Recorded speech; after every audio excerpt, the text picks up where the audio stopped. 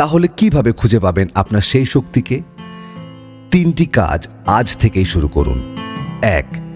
নিজের নীরবতাকে শুনুন। প্রতিদিন অন্তত 5 মিনিট সব কোলাহল থেকে দূরে থাকুন। নিজের হৃদস্পন্দন অনুভব করুন। নিজেকে প্রশ্ন করুন, কোন কাজটি করার সময় আপনি পৃথিবীর সব দুঃখ ভুলে যান?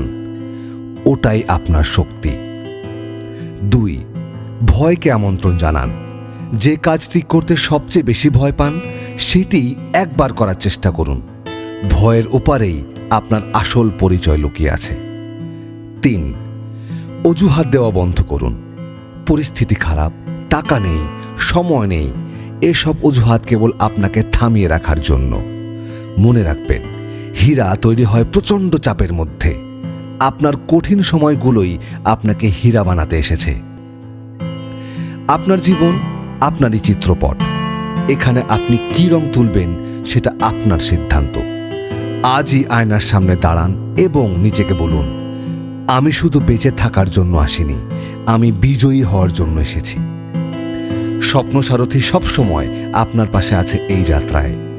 নিজেকে বিশ্বাস করুন, স্বপ্ন দেখুন আর লড়াই শুরু করুন, কারণ আবার শুরু হোক পথ চলা।